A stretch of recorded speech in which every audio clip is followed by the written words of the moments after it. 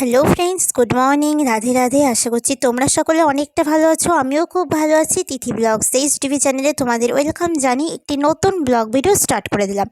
যারা যারা চ্যানেলটি এখনও সাবস্ক্রাইব করোনি, খুব তাড়াতাড়ি চ্যানেলটি সাবস্ক্রাইব করো, লাইক করো, কমেন্টস করো। ভালো লাগলে অবশ্যই শেয়ার করে দিও।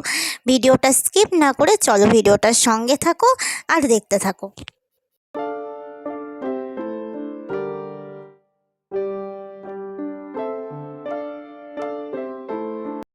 মা অনেক দিন ধরেই বলছো আমার রুমে যে টেবিলটা আছে সেটা পরিষ্কার করে নিতে। আর টেবিলের তো তোমরা জানোই যে ওখানেই আমি রেডি হই, যারা আমার ব্লগ দেখো। তো করব করে আর করা হচ্ছে না। আর মানে দুপুরের দিকে এত হাওয়া হয় যে মানে কি বলবো, ঘর বাড়ির আর কিছু থাকে না, মানে ধুলোতে ধুলো হয়ে যায়। তো আগে আমি জামা কাপড়গুলো বলো, তারপরে আবার বালিশের মানে সব কিছু আগে গোছগাছ করে নিলাম।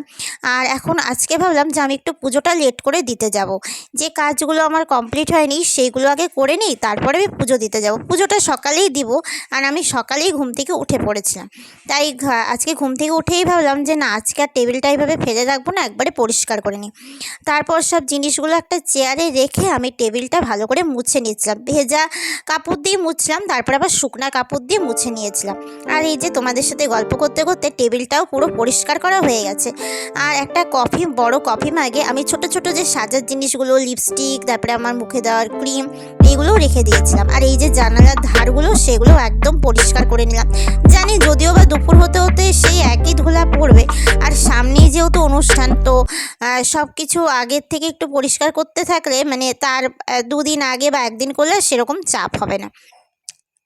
তো মা আমাকে বলছিল, আর খাটের রেলিংগুলো না মুছতে একটু সমস্যা হয়, মানে 2-3 বার করে মুছতে হয়। দরজার ধারগুলোও আমি একবারে করে নিলাম মুছে।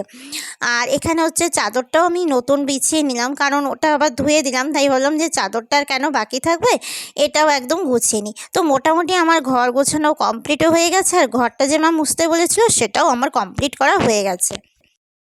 নিজের ঘরের কাজটা কমপ্লিট করে আসার পর আজকে আর চা খাওয়ার সময় ছিল না। তারপরে মা একদম একটা বড় বাটিতে আমার ব্রেকফাস্টটা দিয়ে দিয়েছে। আর আমার রুমের পর্দা, চাদর সব কিছু আমার ধোয়া হয়ে গেছে। তোমাদেরকে তো বললামই। আর ওখানে মনে হয় আমি বলেছিলাম যে নতুন চাদর, ওটা পুরনো চাদরই আমি বিছিয়েছি। আর এই যে আজকে বাড়িতে হচ্ছে ছোট মাছ হবে আর বড় মাছ হবে।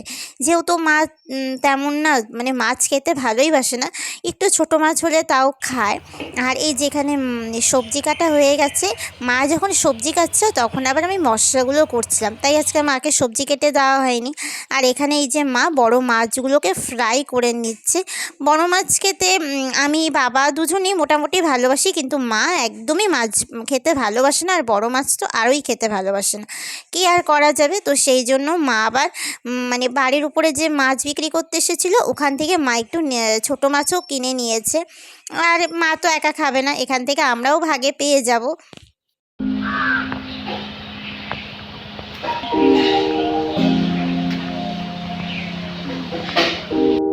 সকাল থেকেই আমার আর মার কাজের এতটা প্রেশার ছিল, হঠাৎ করে ভীষণ মাথা ব্যথা করছিল। তারপরে ভাবলাম যেহেতু মার রান্না কমপ্লিট হয়ে গেছে, তাই মাকেও 1 কাপ চা করে দিই, আমিও চা করে নিই। এই যে এখানে চা করাও হয়ে গেছে। মানে সকাল থেকে আমারও মানে এত কিছু কাজ ছিল না আজকে সারাটা দিনে, মানে তখনও যখন চা খাচ্ছিলাম কমপ্লিটই হয়নি। আর যেহেতু খুব টানের দিন, এই যে চাদর পর্দা সব শুকিয়ে গেছে। লাঞ্চ কমপ্লিট করার পর আমি একটু শুয়েছিলাম। আর মা তখন গিয়েছিল মার্কেটে। আজকে আমি আর যাইনি, আমার একটু শরীরটাও খারাপ লাগছিল। আর তোমাদেরকে যে বললাম আজকে মা মার্কেটে গিয়েছিল, এই দেখো মার্কেটে গিয়েছিল গোপুর সোনার কিছু বাজার করতে, আর সামনে যে অনুষ্ঠান আছে তার জন্য রাধাকৃষ্ণের ফটো আনতে। ফটোটা এত সুন্দর, তোমাদের পরে আরও ভালো করে দেখাচ্ছি। আর এই যে আমার মা একদম এসেই ফ্রেশ হয়ে গোপু সোনাকে বসিয়ে দিয়েছে তার আসনে। আর গোপু সোনা তো আমাদের বাড়ির নাম হচ্ছে ইয়াস, ওকে ইয়াস নাম রেখেছে হচ্ছে আমার মা। এত মিষ্টি লাগছিল ছোট্ট আসনে ছোট্ট গোপুকে বসিয়ে। তোমরা কিন্তু অবশ্যই কমেন্ট করো যে কেমন লাগছে আমাদের বাড়ির গোপু সোনাকে। আর এই যে রাধাকৃষ্ণের ফটোটা তোমাদেরকে তো বললাম পরে আরেকটু ভালো করে শেয়ার করব, খুব সুন্দর হয়েছে ছবিটা। আজকে ডিনারে কিছুতেই আর ভাত খেতে ইচ্ছে করছিল না, তাই মা সবার জন্য সুজি করছিল। আর বন্ধুরা, আজকের ব্লগ ভিডিওটা আর আমি বাড়াচ্ছি না, চলো আজকের ব্লগ ভিডিওটা এই পর্যন্তই থাকলো। নেক্সট ব্লগ ভিডিওতে তোমাদের সাথে আমার আবার দেখা হবে, কথা হবে। চলো তোমরা অনেকটা ভালো থেকো, সুস্থ থেকো, সাবধানে থেকো, আর আমার চ্যানেলটাকে এভাবেই সাপোর্ট করতে থেকো। টাটা।